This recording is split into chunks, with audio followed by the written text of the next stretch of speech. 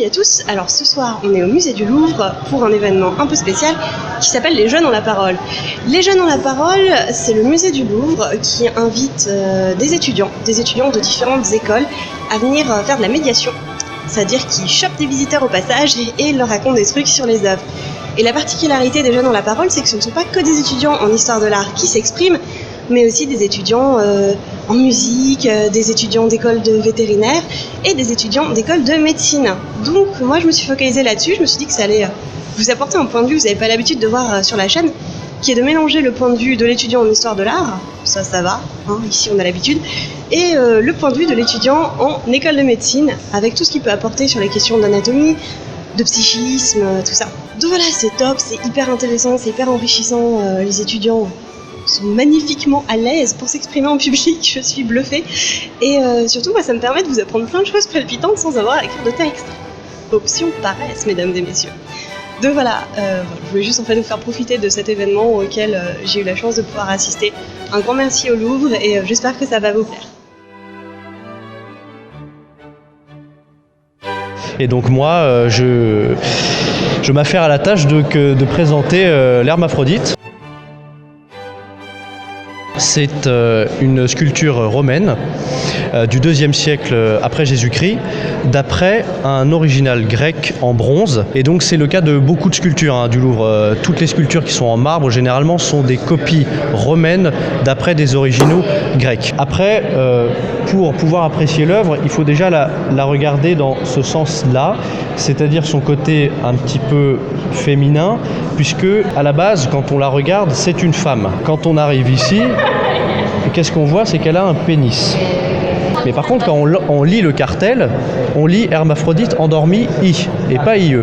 Ça veut dire qu'à l'origine, elle n'est pas une femme, c'est un garçon.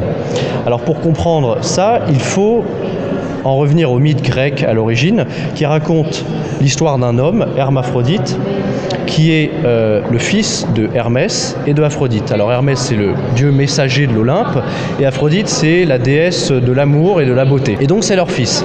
Et un jour, il part à la rivière pour se baigner, et une nymphe, une créature marine, sort de l'eau et tombe amoureuse de lui. C'est un coup de foudre instantané.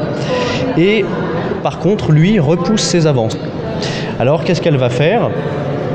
Elle va demander à Zeus, le dieu de l'Olympe, de réunir à tout jamais leurs deux corps et ne faire qu'un. Et donc ici, c'est ce qu'on voit, puisqu'on voit une silhouette qui est très féminine, avec des hanches très marquées, avec un canon qui est assez gracile quand même, une nuque qui est très féminine. De l'autre côté, on voit son visage qui est vraiment très féminin, avec une posture qui est quand même assez... Voilà, on voit même la poitrine ici, qui montre ses attributs féminins. Mais par contre, elle a un sexe d'homme. Donc là, on se rend compte qu'il y a un effet de surprise.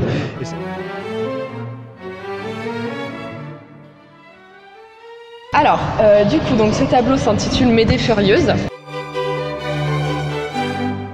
C'est un tableau qui a été réalisé par Eugène Delacroix à la fin de sa vie, en 1862, et il est décédé un an après, en 1863.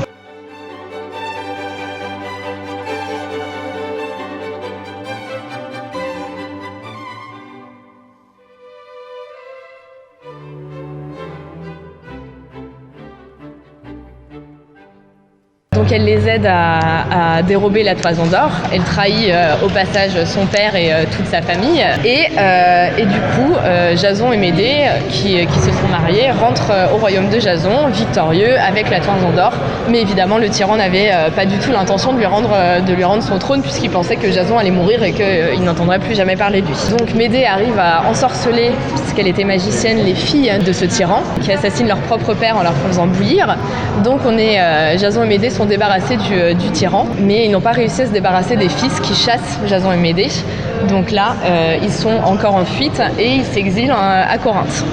Là, ils sont accueillis par le roi de Corinthe, qui est le père d'une certainement ravissante princesse, et Jason, qui a au final tout perdu, ou plutôt rien récupéré, accepte l'offre du roi d'épouser sa fille, puisque là, ça lui donne il deviendrait prince et il aurait l'occasion de devenir roi à la mort de son beau-père. Sauf que du coup, il s'était marié avec Médée, donc il la répudie et Médée le prend assez mal.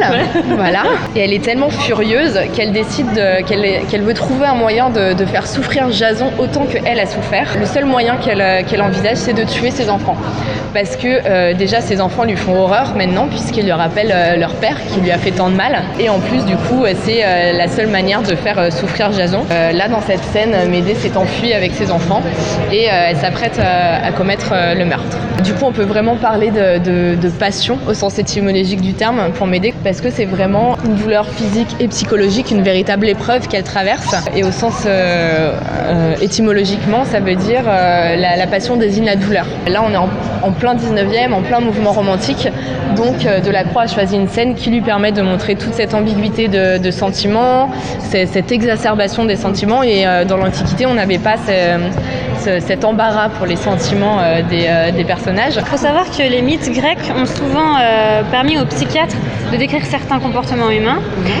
Je suppose que vous connaissez de nom le complexe d'Oedipe. Et il existe aussi un complexe de Médée en fait. Le complexe de Médée, c'est un type d'harcèlement mis en place par un parent pour priver son conjoint de la relation avec les enfants. Ça a été le plus souvent décrit chez les femmes lors de ruptures conjugales en fait. Donc là, l'élément déclencheur de la folie de Médée, c'est le comportement de son mari Jason. Il y a une étude qui a montré que les personnes qui ne se marient pas au cours de leur vie ont moins de chances de faire une dépression. Donc ça s'explique assez facilement finalement par les conflits conjugaux, les ruptures, mais également par le veuvage. Les femmes ont aussi 2 fois plus de chances que les hommes de faire une dépression au cours de leur vie. Mais cette différence entre les deux sexes, elle n'existe pas avant la puberté.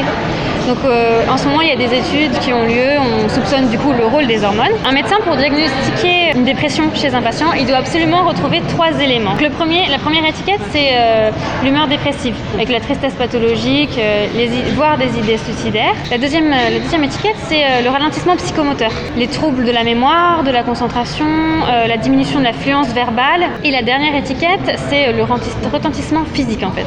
Donc l'amaigrissement, donc par arrêt de la nourriture le plus souvent, et aussi des traces de fatigue extrême suite à de nombreuses insomnies. On n'aurait aucun problème à diagnostiquer ici notre chère Médée de la dépression, puisque Euripide nous dit « Elle gît sans nourriture, abandonnant son corps aux douleurs.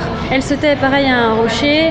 Je la connais et je crains qu'elle ne se perce le foie d'une épée aiguë. » Donc on retrouve tous les éléments de la dépression. Donc on verra.